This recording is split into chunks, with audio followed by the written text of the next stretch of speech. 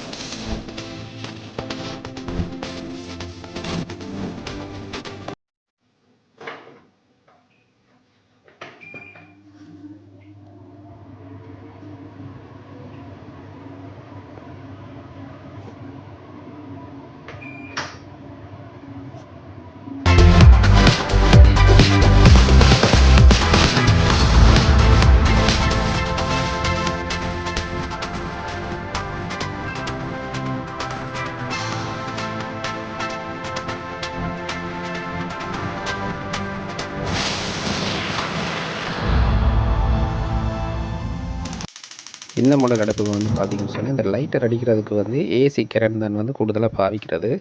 உள்ள ப்ளக் அடித்து லைன் கொடுத்துருக்கும். ஆனால் இந்த அடுப்புக்கு வந்து அது மாதிரி இல்லாமல் அதாவது டோச்சுக்கு வர பெரிய பெட்டி, ஒரு பெட்டி போடுறது. இது இப்போ டோச் பெட்டியில் வேறு செய்கிற அடுப்பு இது வந்து பாதுகாப்பானதும். அதாவது டோச் பெட்டி வந்து ஒரு பெட்டி போட்டால் 4 மாதம் வரைக்கும் இந்த பெட்டி வந்து பாவிக்கும். அதுக்கு பிறகு தான் நீங்கள் மாற்ற வேண்டி வரும். எனவே அந்த கேஸோட சம்மந்தப்பட்டிருக்கக்கூடிய அந்த கரண்ட் இல்லாமல் பெட்டியில் பாவிக்கிறது வந்து நிறையவே பாதுகாப்பானது என்று நான் நினைக்கிறேன்.